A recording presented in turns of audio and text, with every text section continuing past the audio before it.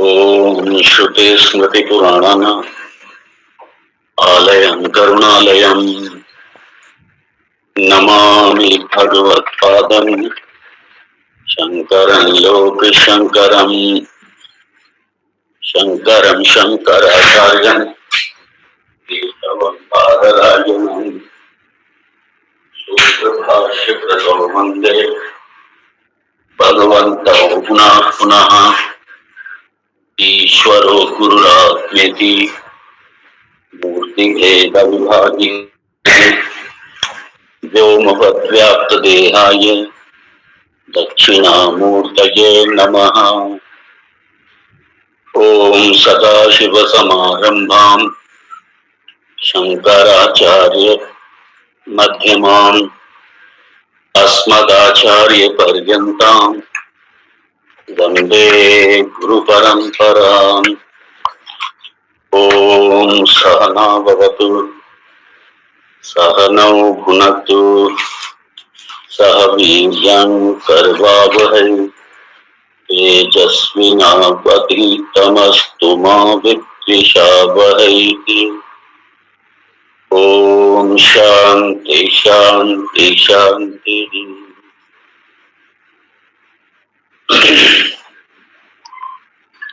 अखंडं सच्चिदानंदं अवां मनसगोचरम् आत्मानं अखिलाधारम् आश्रये अभीष्टसिद्धये।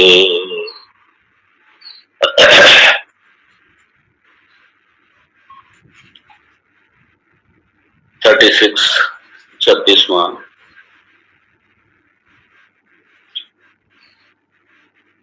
आभ्यां महाप्रपंच तत्उपहित चैतन्याभ्यां तत् अयः पिंडवत् अविवेक्तं सत् अनुपहितं चैतन्यं सर्वं खलुइदं ब्रह्मा इति वाक्यस्य वाच्यं भवति। विविक्तं सत् लक्ष्यम् अपि भवति। एवं वस्तुनि अवस्तु आरोपः अत्यारोपः सामान्येन प्रदर्शितः।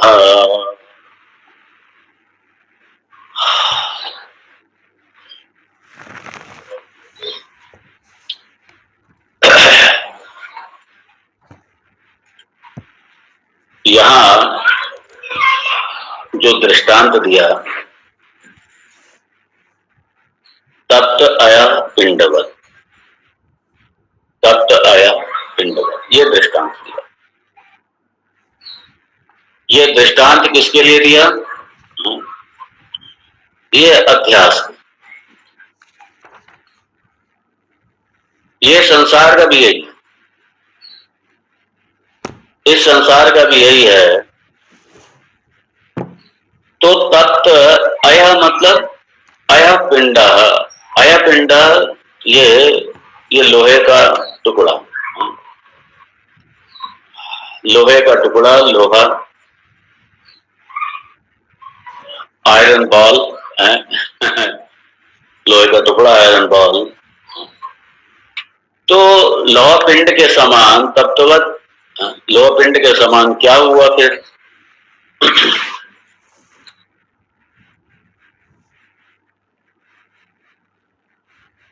तो अनुपहित है, अनुपहित जो चैतन्य है, अनुपहितम चैतन्यम, उपाधि रहितम चैतन्य, उपाधि रहितम चैतन्यम।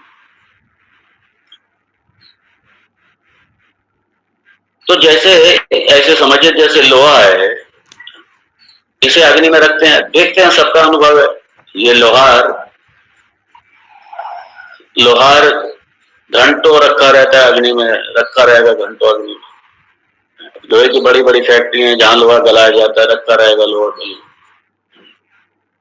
तो क्या हो जाएगा? लाल हो जाएगा लोहा। और अब लोहा लाल हो गया, अग्नि के गुणधर्म लोहे में आ गए। अग्नि का क्या गुणधर्म? अग्नि का गुणधर्म एक तो उष्णता, हीट, उष्णता, और दूसरा प्रकाश भी है। उष्णता है, प्रकाश है। तो ये मुख्य तो यहाँ पे उष्णता।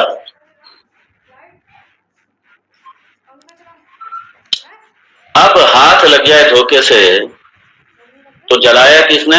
जला बेसिकली वो अग्नि से है, लोहे से नहीं जला। तो जो उष्णता है ये अग्नि का धर्म है, लोहे का धर्म थोड़ी। तो लोहे के अग्नि के संसर्ग में आने से, जब अग्नि के संसर्ग में लोहा आया तो वो क्या हो गया? एकदम लाल लाल वो अग्नि की तरह हो गया। और हाथ लगा, जलाया किसने? अग्नि ने जलाया। और हम लोग क्या कहते हैं? लोहे से जल गए। ज्यादा ज्यादा ये कहते हैं गरम लोहे से जल गए, गरम लोहे से जल गए, अग्नि ने लोहे ने जला दिया। तो लोहे में अग्नि को क्या किया? अध्यारोपित कर दिया। लोहे में अग्नि को अध्यारोपित कर दिया। और लोहे का जो आकार है वो हमने किसमें अध्यारोपित किया? अग्नि पे अध्यारोपित कर दिया।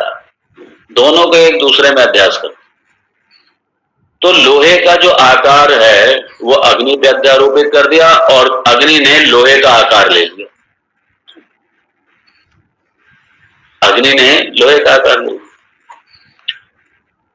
और लोहे ने क्या किया? अग्नि के गुणधर्म लेकर के वो भी तप्त लाल लाल हो गया, जलाने वाला।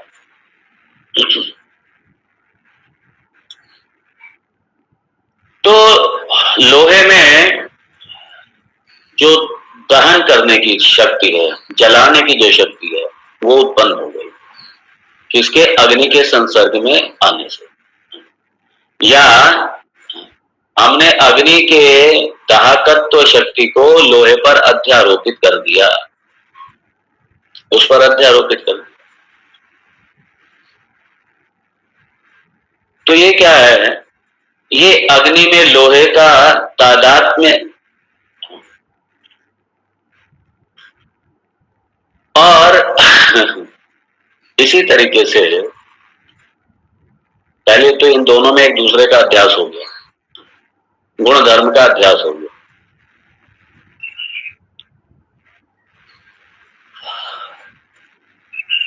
और इसी तरीके से ये जो महाप्रपंच रूप जो उपाधि है, महाप्रपंच समझ लीजिए यहाँ पे,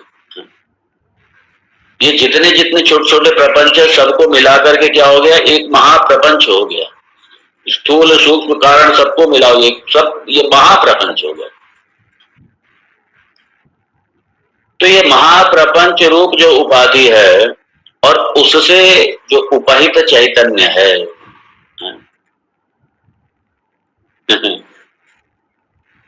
मूलता क्या है? ब्रह्म अनुपहित है। मूलता है वो अनुपहित। उसका मूल रूप क्या है? असंग है वो पूरी तरीके। असंग है, उसका कहीं कोई संग नहीं है। लेकिन पूरे ये महाप्रपंच जो उपाधि है, इससे उपहित चैतन्य होने के कारण हमने कह दिया क्या? ध्यान देना यहाँ पे। जब हम कहते हैं इदम सर्वम ब्रह्ममयम और इदम सर्व ब्रह्म, जब हम ये कहते हैं कि ब्रह्म जगत का अभिन्न निमित्त उपादान कारण है, उपादान कारण, अभिन्न निमित्त उपादान कारण, तो उपादान के साथ में यहाँ पे विवर्त जरूर लगा देना, तभी इदम सर्व ब्रह्म होगा। तो ब्रह्म बेसिकली जगत बना ही नहीं है। ब्रह्म बना ही नहीं है जगत। ये जो जगत भास रहा है ये हमारा अज्ञान है। हमारे अज्ञान, क्योंकि हमें ज्ञान नहीं है, तो अज्ञान की वजह से ये जगत जो है हमें दिखाई दे रहा है। जगत अज्ञान की वजह से हमें जगत दिखाई दे रहा है। सिर्फ अज्ञान कारण है, इसलिए मूल अज्ञान कारण, इसलिए सारी सृष्टि का कारण अज्ञान है। ये सारा जगत है ही नहीं, जगत दिखाई दे रहा है तो अज्ञान कारण है। ये अज्ञान मूल कारण है। और इस अज्ञान की जब तक निवृत्ति नहीं होगी तब तक ब्रह्म की प्राप्ति नहीं। ब्रह्म तो प्राप्त है ही, उसे प्राप्त थोड़ी करना है। ये जो दूरी बनी है सिर्फ अज्ञान की वजह से बनी हुई है। और जब तक अज्ञान की निवृत्ति नहीं होगी तब तक ब्रह्म मिला हुआ क्या, अपना आपा ही है ब्रह्म। अपना आपा होते हुए भी ब्रह्म हमसे दूर रहेगा। ब्रह्म हमसे दूर रहेगा आपा होते हुए भी। और जब तक इस अज्ञान की निवृत्ति नहीं होगी तब तक ये जगत के रूप में दिखाई देता है। ये जगत बना रहेगा तब तक। विवर्त का मतलब यही होता है कि वो बना ही नहीं। जैसे रस्सी, किसी काल में सर्प बने ही नहीं है, लेकिन सर्प जो रूप में दिखाई दे रही है वो। तो यहाँ पे रज्जु जो है वो विवर्त कारण है, वो बना ही नहीं है रज्जु। ये तो हमारे अज्ञान की वजह, अंधकार की वजह से हमें सर्प दिखाई दे रहा है, अंधकार की वजह से। मूलतः तो सर्प था ही नहीं, है ही नहीं और रहेगा भी नहीं। उसी तरीके जगत न था, न है, न रहेगा। और सही सृष्टि ही नहीं हुई, ये यही तो अपवाद है इसका।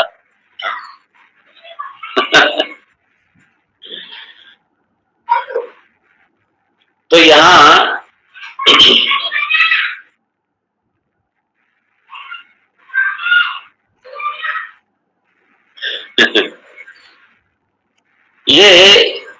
ये सारा, ये सब कुछ ब्रह्म है। ये कब संभव है? जब महाप्रपंच सहित और उससे उपहित जो चैतन्य है और साथ में अनुपहित चैतन्य,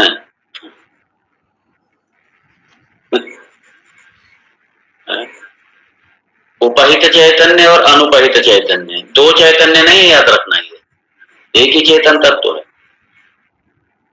तो समग्र जो प्रपंच है, जो महाप्रपंच है, ये उपाधि, इस उपाधि की दृष्टि से कह दिया उपहित चैतन्य। और मूलतः क्या है ब्रह्म? अनुपहित चैतन्य। अनुपहित चैतन्य मूलतः।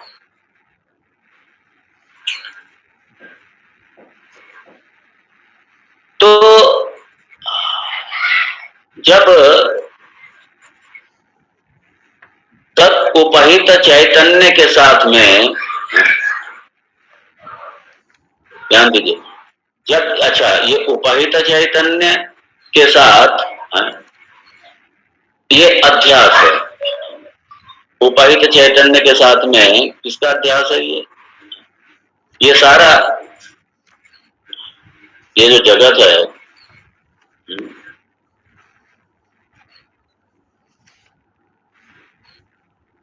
है एक चैतन्य वस्तु ही, हमने उठा करके अध्यस्त कर दिया उस जगत को। और जब हमने जगत को अध्यस्त किया तो जगत कोई भी कार्य अपने कारण के बिना नहीं है।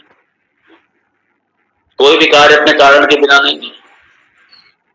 अब सवाल यह है कि हमने जब जगत को अध्यस्त किया हमने, और जगत को हमने जितने एरिया में जो चूंकि उपहित जो जगत है, जो उपहित चैतन्य के साथ में जो महाप्रपंच है, क्योंकि मूल ब्रह्म तो महाप्रपंच के परे भी है। क्यों? महाप्रपंच का अधिष्ठान होने से महाप्रपंच के परे भी है। महाप्रपंच में भी है, महाप्रपंच के परे भी है। ऐसे समझिए,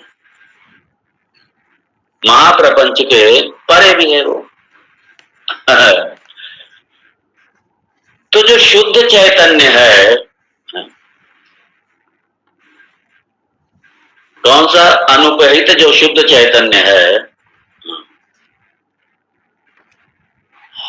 वो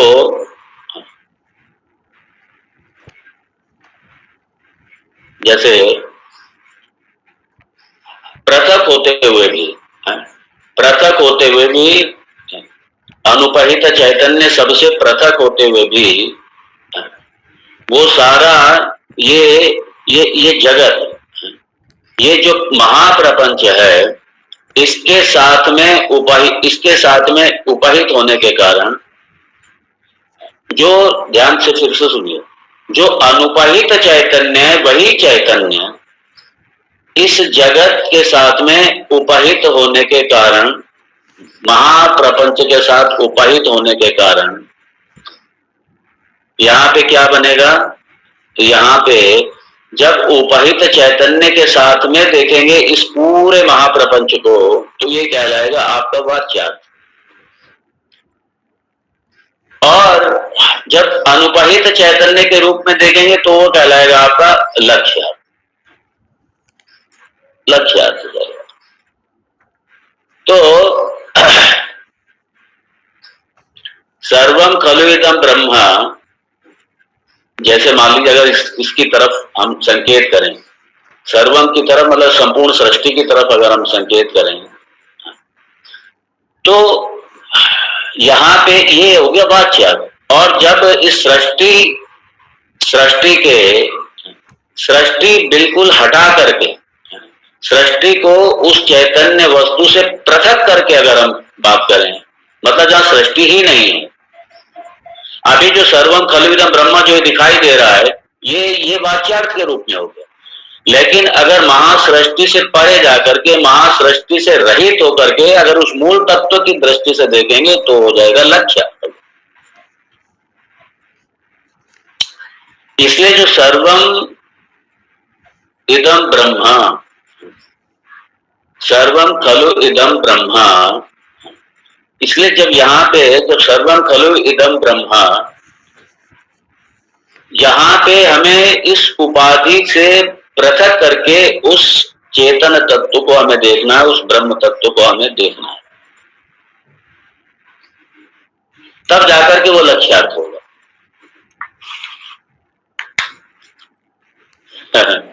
क्योंकि ये जो वर्तमान संदर्भ है, आप एनालाइज कीजिए, जैसे मान लीजिए महावाक्य तत्त्वमसि, तो यहाँ पे हमें जो मिथ्या पोर्शन है उसे हटाना पड़ेगा, मिथ्या पोर्शन को हटाना पड़ेगा, तब हम जाकर के सत्य पर आएंगे। मिथ्या को बिल्कुल पृथक करना पड़ेगा, अलग करना पड़ेगा। पृथक करने के बाद में विविक्त मतलब पृथक करना, अविविक्त मतलब अपृथक, अविविक्त मतलब अपृथक। तो सबको ये पृथक करके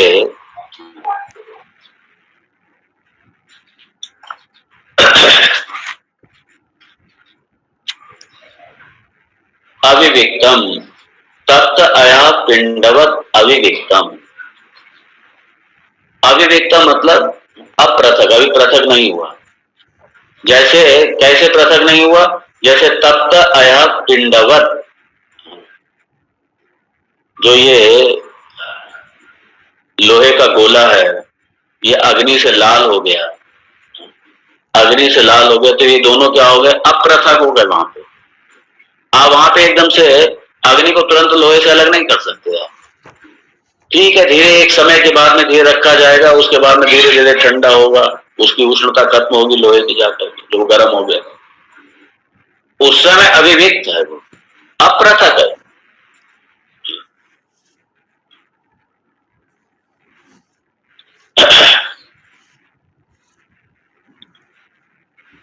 इसलिए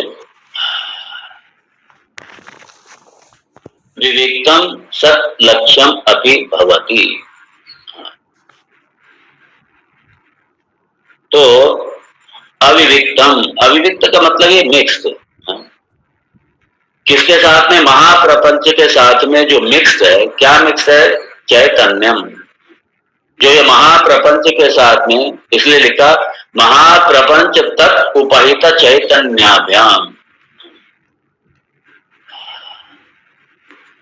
तो ये महाप्रपंच के साथ में जो मिक्स जो चैतन्य है, और अनुपहित चैतन्य मतलब उसके साथ मिक्स नहीं, प्योर कॉन्शियसनेस, प्योर सत्य, ओरिजिनल कॉन्शियसनेस, सत्यम चैतन्यम। और सत्य चैतन्य किसके साथ में मिक्स हो गया? मिथ्या, मिथ्या प्रपंच के साथ में मिक्स हो गया, मिथ्या प्रपंच के साथ में मिक्स। और तो सामान्य, सामान्य क्या उसका अर्थ बनेगा जाकर के? सामान्य अर्थ बनेगा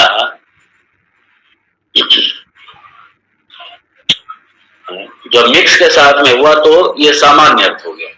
और जब ये मिक्सचर को हटाया गया, मिथ्या पार्ट को हटाया गया, जब मिथ्या पार्ट को बिल्कुल अलग कर दिया गया, तब हो गया लक्ष्यार्थ सत्यम। तब वो सत्य के साथ में मिक्स अलग हो गया। सत्य, सत्य सबसे अलग होने के बाद में, सत्य जब सबसे अलग हुआ और ये सारा प्रपंच, सारा महाप्रपंच, सारा जब बिल्कुल पृथक कर दिया गया उस चेतन तत्व से, जब सब बिल्कुल चेतन तत्व से अलग हो गया, तब हो गया क्या? लक्ष्यार्थ। और इसलिए ब्रह्म जो है, ब्रह्म का वाच्यार्थ भी है जब तीनों कंपोनेंट्स, तीनों कंपोनेंट्स कौन से?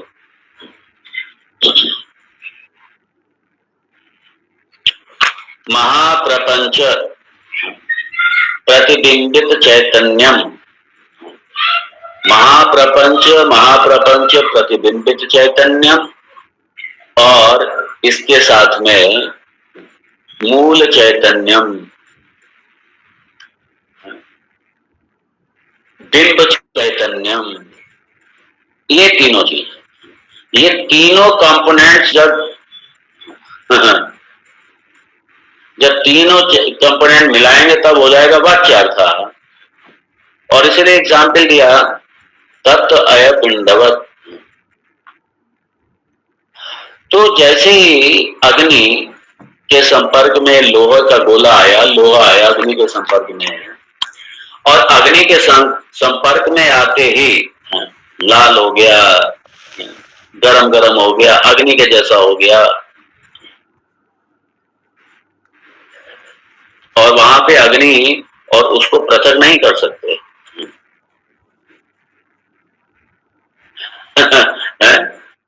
और बड़ा स्पष्ट है। और दोनों के उस समय जो गुण धर्म है वो दोनों के इस समय मिक्सअप हो गए। मैंने पहले कह दिया, उस समय दोनों के साथ में मिक्सअप हो गए, एक साथ मिक्सअप हो गए।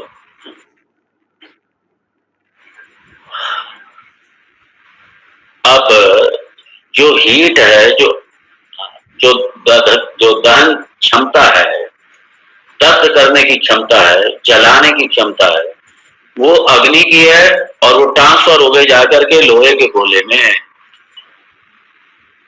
और अग्नि का अपना आकार नहीं है, अग्नि आकार ले लेता है लोहे का।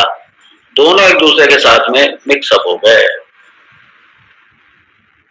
क्योंकि अग्नि का वास्तव में कोई शेप है ही नहीं। और अग्नि एक सेकंड के लिए भी नहीं, अगर आप अग्नि जलाएं वो फॉर्म रूप से दिखाई दे रही है, लेकिन स्थिरता नहीं है उसमें, स्थिरता नहीं। इसलिए सबसे अस्थिर है ये मन से भी ज्यादा अस्थिर है ये।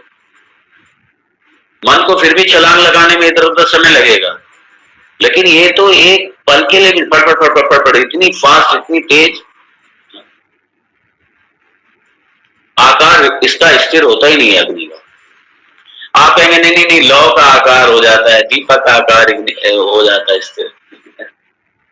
वो तब होता है जब जहां पे वायु का बहुत ज्यादा दबाव ना, और वायु बिल्कुल ही ना हो तो वो बंद भी हो जाएगी। अगर वायु एकदम बिल्कुल ना हो तो अग्नि बुझ जाएगी, बंद हो जाएगी। ये स्वभाव है अग्नि का। अगर वायु जहां पे होगी ही नहीं वहां अग्नि बढ़ेगी, उसका स्वभाव है।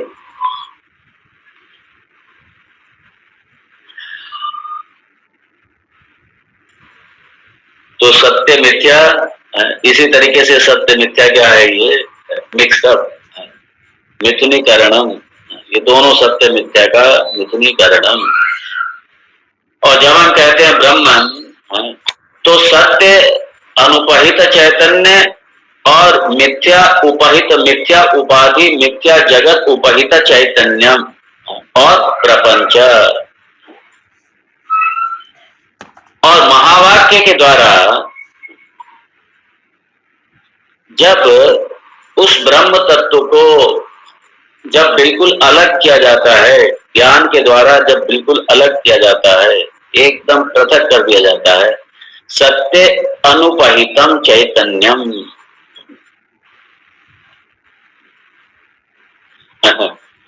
तो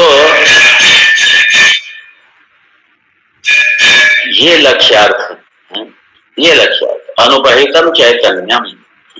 और वही अनुपहित चैतन्यम मैं हूं, वही अनुपहित चैतन्यम मैं हूं।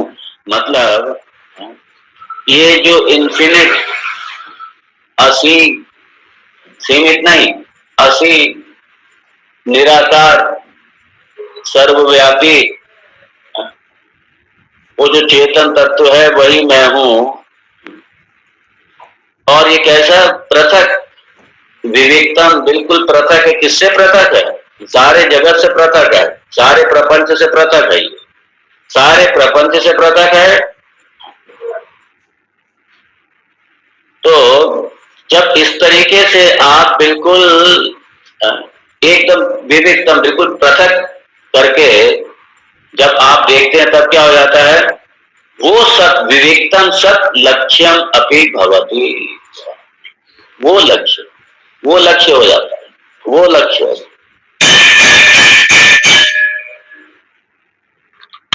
तो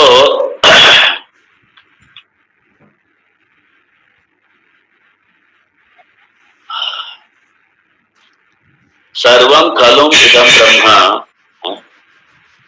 तो जो लक्ष्यार्थ है वही है अहम ब्रह्मास्मि। और दूसरा क्या है? वाच्यार्थ। वाच्यार्थ जब सारा इस जगत को, सारी उपाधि जगत के साथ में आप देख के कहोगे तो ये हो गया आपका वाच्यार्थ। और जब इसको उपाधि से हटा करके बिल्कुल कहोगे तब हो जाएगा लक्ष्यार्थ। मतलब चेतन तत्व की दृष्टि से जब आप देखो तब लक्ष्यार्थ हो जाएगा। तो वाच्यार्थ में बस इतना ही है, वाच्यार्थ में 3 कंपोनेंट हैं और लक्ष्यार्थ में सिर्फ एक ही है, 2 का बाद हो जाता है। मतलब 2 मिथ्या हैं और बाकी एक वही सत्य लक्ष्यार्थ में, इसलिए एक ही बचेगा, सिर्फ वही बचेगा, दूसरा कुछ बचेगा ही नहीं लक्ष्यार्थ। और यहाँ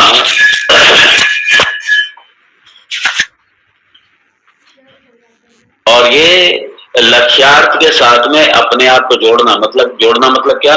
कि यही जो लक्ष्यार्थ है यही मेरा स्वरूप है, यही मेरा स्वरूप है। जब ये बोध हो जाए तब इसी को कहते हैं मुक्ति, यही है मोक्ष। हाँ, यही मुक्ति। जब उपाधि बिल्कुल बाधित हो जाए, इसलिए अपने स्वरूप में जब हम रहे और इसी स्वरूप में रह करके, जो मेरा स्वरूप, मेरा क्या है? सच्चिदानंद, यही मेरा स्वरूप है। और जब मैं इसमें रहने का अभ्यास करूं और इसे अपने स्वरूप में रहूं तो ये मुक्ति है। जगत किसी भी तरीके से परेशान ना करे, किसी भी तरीके से। परेशान क्या? जगत है ही नहीं, परेशान करेगा क्या? परेशान करने वाला तो दूसरा होता है, तब परेशान होता है। जब दूसरा है नहीं तो परेशान करेगा। परेशानी है इसका मतलब दूसरा है, दूसरा है इसका मतलब अभी अद्वैत का बोध ही नहीं। अगर कोई भी समस्या है, बड़े मजे की बात है, अगर कोई भी समस्या है तो द्वैत है, अद्वैत में समस्या ही नहीं। सारी समस्याओं का मूल द्वैत है। द्वैत में सारी समस्याएं, समस्या द्वैत से होगी।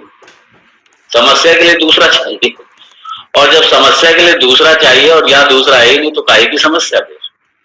इसलिए जब तक समस्या है मतलब द्वैत है, जब तक द्वैत है तब तक समस्या है, और जब तक समस्या है भले ही इंटेलेक्चुअली हमने समझ लिया लेकिन अभी अद्वैत में निष्ठा नहीं बनी, अभी अद्वैत में निष्ठा नहीं बनी, अद्वैत में नितराम स्थिति अभी नहीं हुई।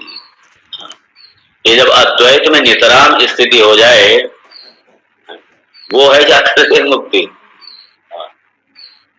इसलिए मात्र खाली इंटेलेक्ट में हमेशा कहता हूं मात्र इंटेलेक्चुअली समझने से कुछ नहीं होगा, इसलिए जो समझा है उसे आत्मसात भी करना पड़ेगा, अपनाना पड़ेगा, उसको अपनाना पड़ेगा, आत्मसात करना पड़ेगा, उसका अभ्यास करना पड़ेगा, उसका निधिध्यासन अभ्यास करना पड़ेगा, निधिध्यासन बैठ करके। और जब निधिध्यासन में बार बार अभ्यास करेंगे, खूब अभ्यास करेंगे, ये मत समझ लेना हम श्रवण कर रहे हैं हमें आता तो हमारा ही निधिध्यासन भी हो रहा है, नहीं, ये भी एक बहुत बड़ी गलत है।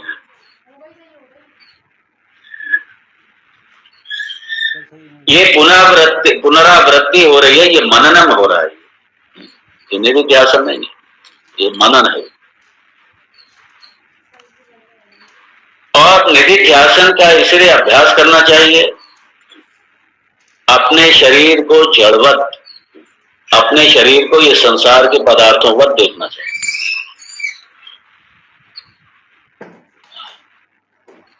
और साथ में अपने स्वरूप में रहते हुए बड़ी स्पष्टता से होना चाहिए एकदम से कि ये बिल्कुल अपने से बिल्कुल पृथक है। ठीक है, हमको ये मिला हुआ एक आयतनम है, इसमें इसके माध्यम से हमारी जीवन यात्रा हो रही है, हमारा प्रारब्ध हो रहा है, हमारा प्रारब्ध भोग हो रहा है, प्रारब्ध क्षय हो रहा है, जो कुछ हो रहा है इस उपाधि के माध्यम से हो रहा है। लेकिन ये स्पष्ट होना चाहिए कि सारी उपाधि, देखिए जगत के स्तर पर तो बड़ा आसान हो जाता है, लेकिन जब अपनी उपाधि पे आते हैं, अपने तन पे आते हैं, अपने शरीर पे आते हैं, यहाँ थोड़ा मुश्किल हो जाता है। इसके लिए निधिध्यासन करना।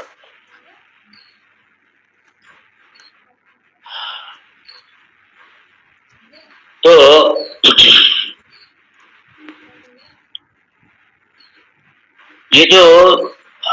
ये सारी सृष्टि है, ध्यान देना, ये जितनी सृष्टि है, जो जगत है, ये क्या है, ये अध्यारोपित है, ये सारी सृष्टि अध्यारोपित है, ये सामान्य अध्यारोप है, ये सामान्य अध्यारोप है। तो सामान्य अध्यारोप, इसलिए यहाँ पे कहा सामान्येन प्रदर्शितः वस्तुनि अवस्तु आरोपः अध्यारोपः सामान्येन, ये सामान्य अध्यारोप है। वस्तुनि अध्यारोपः, अब यहाँ वस्तु याद रखिए, वस्तु मतलब यहाँ ब्रह्म, वस्तु मतलब यहाँ सत्य, और अवस्तुनि, वस्तुनि अवस्तु, अवस्तु क्या, सारा जगत, सारा प्रपंच। तो इस ब्रह्म पर, ये जगत क्या है, जगत है ही नहीं, ये ब्रह्म पर अध्यारोपित है, ये सारे का सारा जगत, ये अध्यारोपित है, जगत है ही नहीं। और अध्यारोपित क्यों है? अज्ञान की वजह से, अज्ञान मूल कारण, ये अज्ञान ही माया है, ध्यान रखना, ये अज्ञान ही माया है, यही अज्ञान है, इसी की वजह से अध्यारोपित है। और जब तक अज्ञान रहेगा ये जगत सत्यवत दिखाई देगा, क्योंकि पता ही नहीं है कि अध्यारोपित है। अज्ञान की जब निवृत्ति होती तब पता चलता है जगत तो है ही नहीं, जगत है ही नहीं, जगत था नहीं, जगत रहेगा भी नहीं, भास रहा है सब। जैसे चांदी पे सिप्पी पे चांदी भासती है, रेगिस्तान में जाओ तो रेत में जल भासता है। अरे और तो छोड़ो, आप कभी सफर में जाइए, आप लॉन्ग ड्राइव पे जाइए गर्मी के दिनों को, और ऐसे लगेगा दूर से देखने में कि आगे पानी पड़ा हुआ रोड के ऊपर, दूर से ऐसे लगेगा आगे पानी पड़ा, और आप पास जाते जाएंगे जाते जाएंगे जाते जाएंगे, मालूम पड़ा पानी है ही नहीं, पानी था ही नहीं और आएगा नहीं पानी। आप पकड़ने जाइए, ये हिरन के साथ होता है। रेगिस्तान में ये मृग मारीचिका यही तो है, क्या करेगा वो, प्यासा है हिरन, और देखेगा उसे पानी भास रहा है ही नहीं, पानी है रेत से भासता है सिर्फ। वो दौड़ता जाएगा दौड़ता जाएगा दौड़ता जाएगा, और पानी भी आगे से आगे से आगे से आगे उसके लिए बढ़ता चला जाएगा, और भागता जाएगा, फिर आराम करेगा, फिर भागेगा, फिर आराम करेगा, और एक समय आएगा कि वो मर जाएगा, उसके प्राण निकल जाएंगे, क्योंकि सारी शरीर की क्षमता उसकी समाप्त हो जाती है, और पानी की एक बूंद नहीं मिलती है उसको, है ही नहीं पानी, तो मिलेगा कहां से। यही हमारा भी यही है। इस संसार में आनंद प्राप्ति के लिए दुनिया भर के तो किसके लिए करते हैं, और जीवन भर करते रहते, पूर्णता प्राप्ति के लिए करते रहते, कि बस ये कर ले, बस अब फिर कुछ नहीं रह जाएगा, बस फिर कुछ नहीं, अब हमारा सब काम पूरा हो गया स्वामी जी, अब खत्म, अब कुछ नहीं रह गया बस। फिर उसके बाद में 3 दिन बाद पूछो उनसे, क्या अब ठीक है, अरे क्या करें, वो ऐसा हो गया वैसा हो गया, ये हो गया वो हो गया, चलता रहेगा सारे।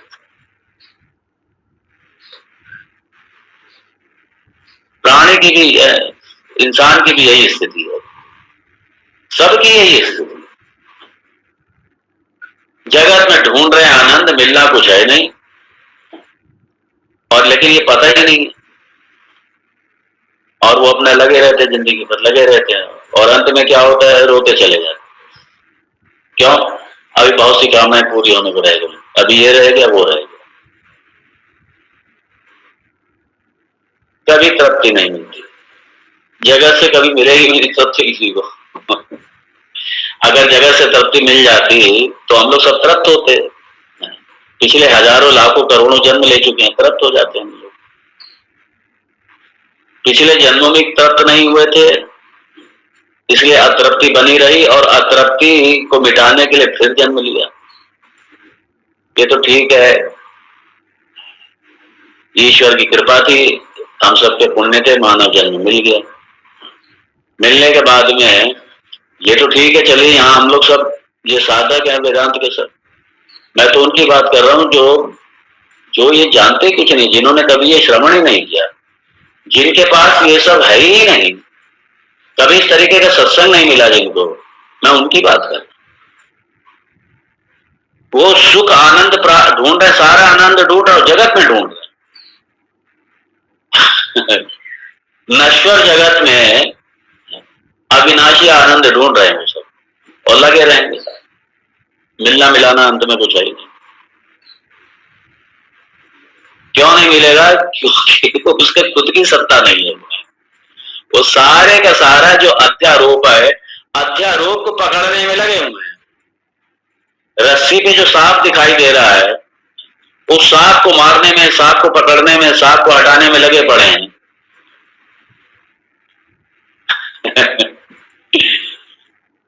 भय तब तक दूर नहीं होगा जब तक रस्सी का बोध नहीं हो जाता। संसार का भी ये सारा भय तब तक दूर नहीं होगा जब तक ब्रह्म का बोध नहीं हो जाएगा, पता चले संसार तो ही अध्यारोपित है, संसार नाम की चीज नहीं है। जब संसार नाम की चीज नहीं है तो संसार से होने वाला भय भी नहीं है, शोक भी नहीं है, कुछ नहीं है। यह है शोक से परा, शोक से परे चले जाना।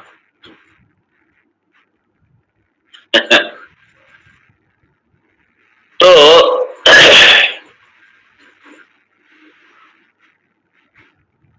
यहां पे वस्तुनि अवस्तु अध्यारोप, जगत अवस्तु मतलब जगत, अवस्तु मतलब सारा प्रपंच, सारा जगत किस पर अध्यारोपित है? वो वस्तुनि, वस्तुनि मतलब ब्रह्म तत्व पर, ब्रह्म तत्व पर अवस्तु या जगत अध्यारोप, अध्यारोप। और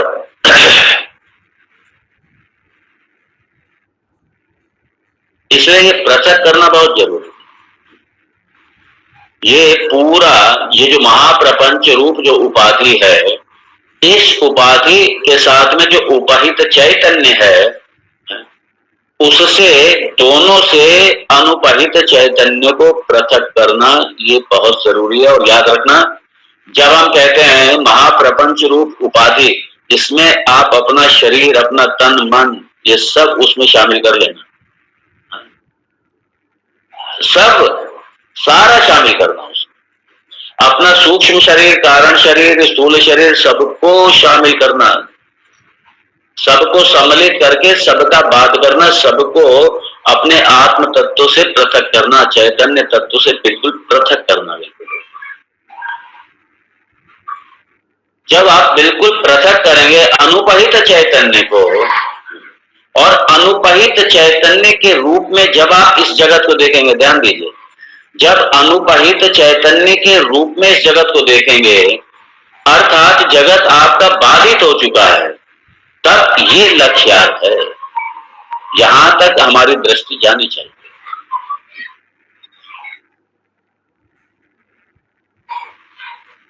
तो जैसे लोहा नहीं जलाता है, जलाने वाला क्या है? अग्नि है।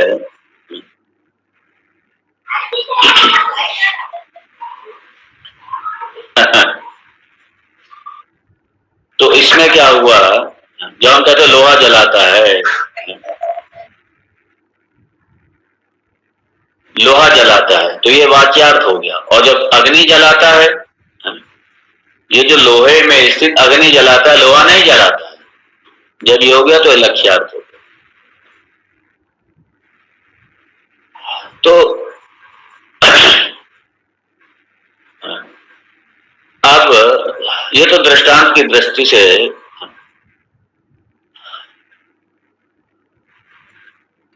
अब यहां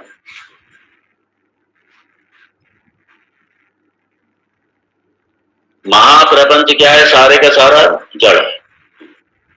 और सुनिए, उससे जो महाप्रपंच है, उससे उपहित जो चैतन्य है, और ये चैतन्य सोपाधिक है, और चैतन्य सोपाधिक जो भी होगा, चाहे महाप्रपंच महाप्रपंच उपहित चैतन्य हो, वो कैसा होगा? वो सीमित होगा, ससीम होगा, असीमित नहीं होगा।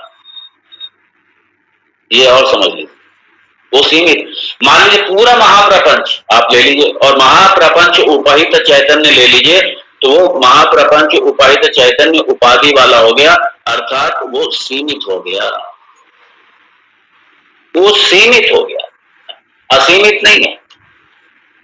और जो शुद्ध चैतन्य, जब शुद्ध चैतन्य को इस महाप्रपंच की उपाधि से पूरी तरह से पृथक करेंगे, निरुपाधिक करेंगे, तो ये क्या होगा? अपरिछिन्नम। परिच्छिन्न नहीं होगा, सीमित नहीं होगा, अपरिछिन्न होगा, असीमित होगा, लिमिटलेस होगा,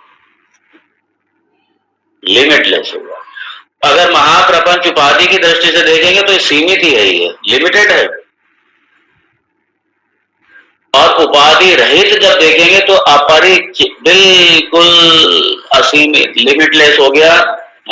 फिर क्या हो गया? सच्चित आनंदम। आनंद का मतलब लिमिटलेस होता है, आनंद का मतलब असीमित होता है।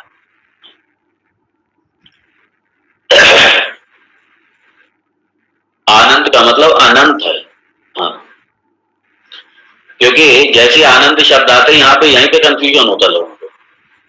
वो समझते हैं जैसे हम ये विषय आनंद, और जो हम आनंद अनुभव करते हैं, विषयों में आनंद है, संबंधों में आनंद आनंद है, वस्तुओं में आनंद है, स्थान में आनंद है, किसी भी प्राप्ति में जो आनंद है, तो ये जो ब्रह्मानंद, ये कोई और मतलब इससे और थोड़ा कोई वो वैसा कोई आनंद होता हो।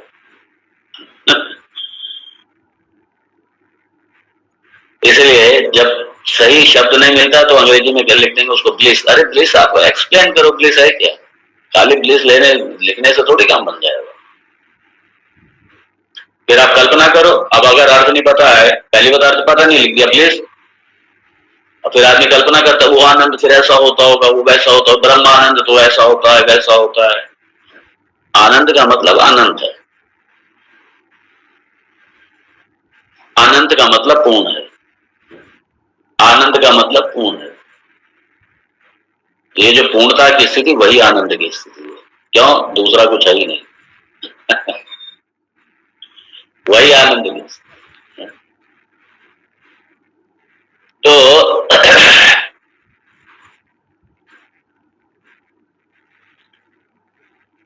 तो जो निरुपाधिक शुद्ध चैतन्य है और औपाधिक शुद्ध चैतन्य, इन दोनों की क्या है? इन दोनों की क्या है? अगर आप इन दोनों को अलग अलग देख के चलोगे तो इनकी एकता कभी होगी नहीं।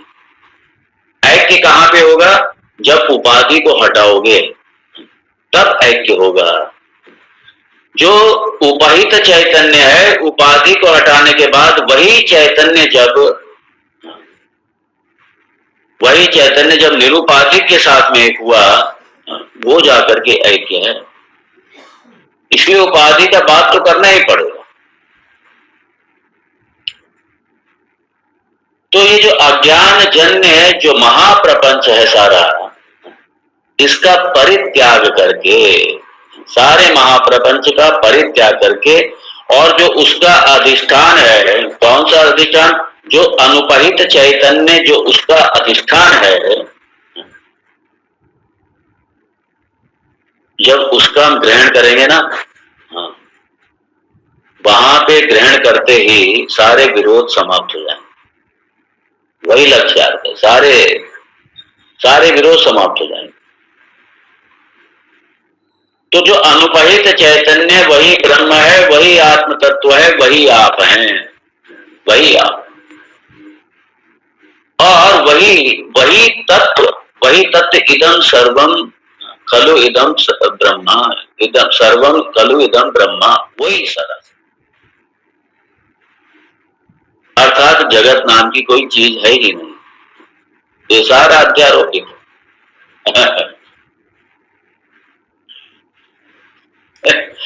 बड़े मजे की बात है। पहले सृष्टि हुई, उसके बाद में पता चला सृष्टि हुई नहीं है। तो सृष्टि क्या है? अध्यारोपित। क्यों अध्यारोपित है? अज्ञान की वजह से है, अज्ञान की वजह से।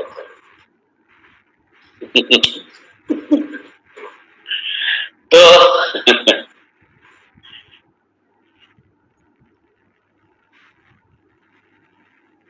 तो जब अभेद होगा, भेद का नाश कब होगा? सारे जो भेद है, भेद का नाश होगा जब ये अज्ञान जन्य, ये मिथ्या प्रपंच, ये प्रपंच कैसा है? ये अज्ञान जन्य है, ये है ही नहीं, लेकिन अज्ञान जन्य हो। तो जब अज्ञान जन्य इस महाप्रपंच को, इस प्रपंच को पूरी तरीके से त्याग करके, कैसे त्याग करके? ज्ञान से त्याग करके। किसके ज्ञान से? चैतन्य तत्व के अधिष्ठान के ज्ञान से। जब इन सबका त्याग हो जाएगा, एक चेतन मात्र को ही ग्रहण किया जाएगा, जब वो सारा उसका एकमात्र ग्रहण करना, और किस रूप में ग्रहण करना? वो आपसे अलग नहीं, अपने ही रूप में ग्रहण करना, अपने रूप में ग्रहण करना। जब ये स्थिति होगी तब मुक्ति है, तब मुक्ति है। वरना सब बना रहेगा। और इसीलिए इसका अभ्यास करना चाहिए, इसलिए निधिध्यासन का अभ्यास करना चाहिए। लोग समस्या ये निधिध्यासन करते ही नहीं।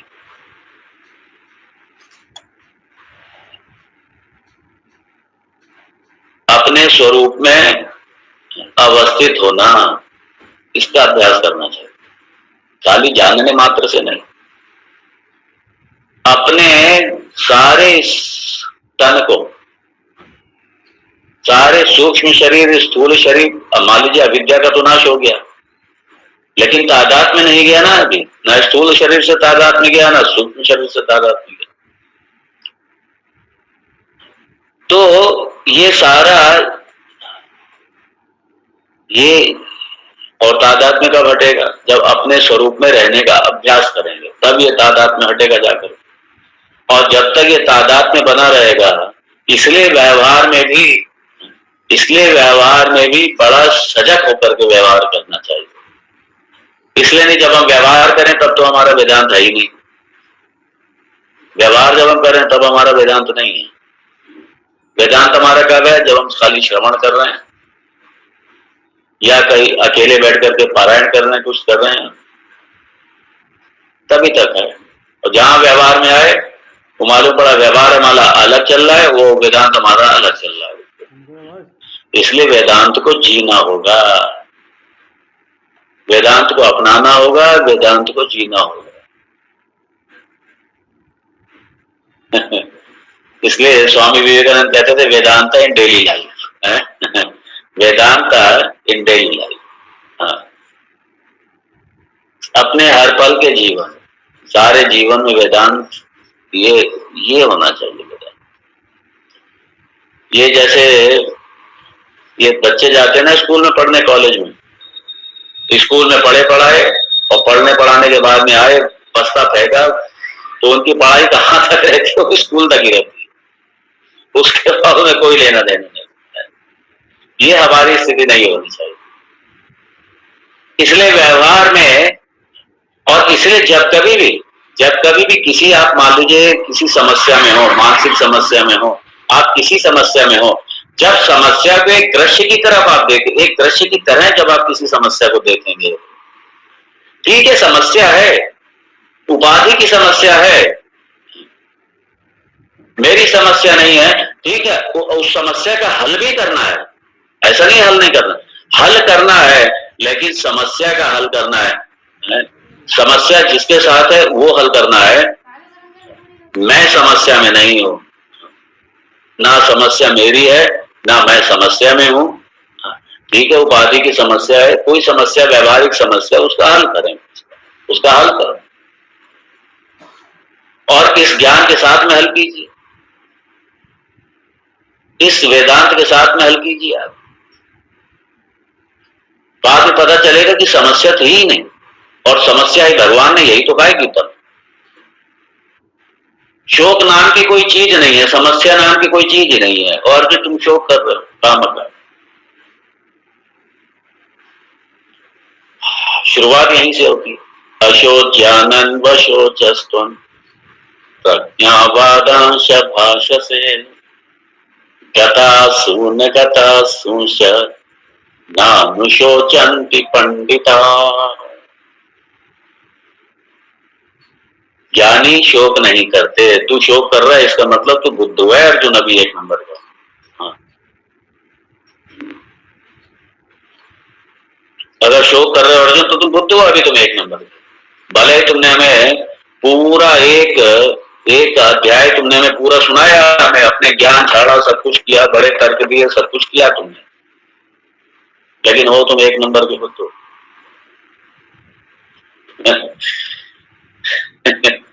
तो यहाँ पे भगवान यही कह रहे हैं, शास्त्रकार भी कह रहे हैं यहाँ पे,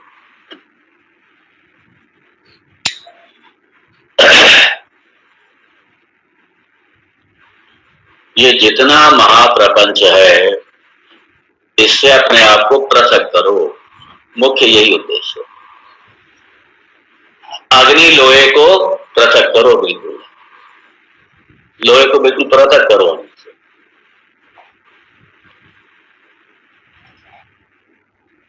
ऐसे ही जो संसार है, संसार से पृथक तो है ही, पृथक करेंगे क्या? हम पृथक हैं अज्ञानता से, जो हमने मिला रखा है दोनों को, सत्य मिथ्या को, जड़ और चेतन को, वस्तु अवस्तु को, जो हमने मिला रखा है, और सारे अवस्तु की सारे गुणधर्म अपने ऊपर लाद रखे हैं, जड़ के सारे गुणधर्म अपने ऊपर लाद रखे हैं, असत के सारे गुणधर्म अपने ऊपर लाद रखे हैं, और अपना जो गुणधर्म जो सत्य है वो इस जगत पर लाद दिया कि जगत सत्य, ये सारी समस्याएं सत्य, जगत सत्य तो ये सारी समस्याएं भी सत्य, जगत सत्य है, सारे जगत की समस्याएं सत्य है, जगत असत है, नॉन एग्जिस्टेंट नहीं है, मिथ्या है जगत।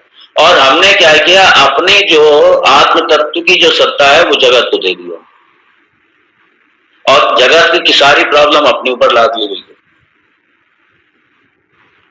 यहाँ पे यही पृथक्करण, ये महाप्रपंच को चैतन्य तत्व से बिल्कुल पूरी तरीके पृथक करना है। और जब तक ये पृथक नहीं करेंगे, और पृथक क्या करना है ही नहीं, ये सिर्फ क्या है, ये अध्यारोपित है, सारा अध्यारोपित। अब सवाल ये है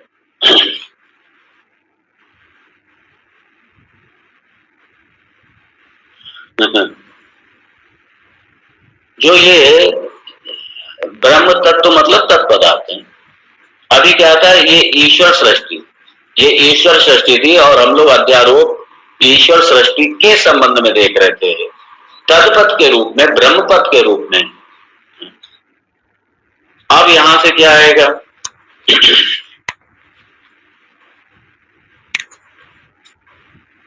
अब इसके बाद में शुरू होगा जो तत्पद है, जो जीव पद है, जो जीव पद है उसके साथ में भी तो अध्यारोप लगा हुआ है सारा, उसके साथ में जो अध्यारोप लगा हुआ है। अब वहां पर आकर के अब त्वम पद पर देखेंगे, तत्पद से देखने के बाद त्वम पद पर देखेंगे, यहां पर भी अध्यारोप। अब ये जब अध्यारोप देखेंगे और इसके बाद में शास्त्रकार ने कहा जो हम लोगों ने ब्रह्म तत्व पर जो अध्यारोपित देखे था प्रपंच को, उसका सामान्य रूप से वर्णन किया था, और अब विशेष रूप से वर्णन कर रहे हैं किसका, ये जो त्वम पदार्थ है, जो प्रत्यग आत्मा है, जो प्रत्यग आत्मा है, जो अंतर्दृक रूप से जो प्रत्यग आत्मा है, उस पे जो किए उस पर भी तो आरोप है ना, उस पर भी अध्यारोप है, उस पर जो अध्यारोप है उनका वर्णन अब शास्त्रकार शुरू करेंगे, उनका वर्णन शुरू करें। लेकिन अगर शुरू कर दिया तो फिर कोई मतलब ही नहीं रहेगा, क्यों, 1 मिनट बचा है, 1 मिनट मुश्किल से, बस इतना ही हो पाएगा इसमें कि खाली ठीक है चलो पढ़ तो लेते हैं, इसका पारायण कर लेते हैं बस खाली। इदानीं प्रत्यक् आत्मनि इदम् इदम् अयम् अयम् आरोपयति इति विशेषतः उच्यते। बड़ा सुंदर है ये, प्रत्येक आत्मनि इदम् इदम् अयम् अयम् आरोपयति। इदम् इदम्,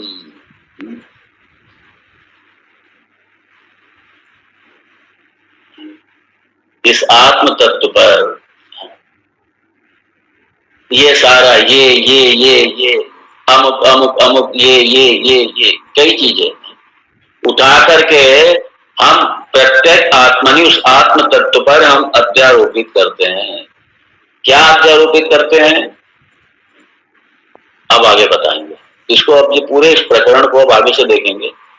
अभी मुझे लगता है जो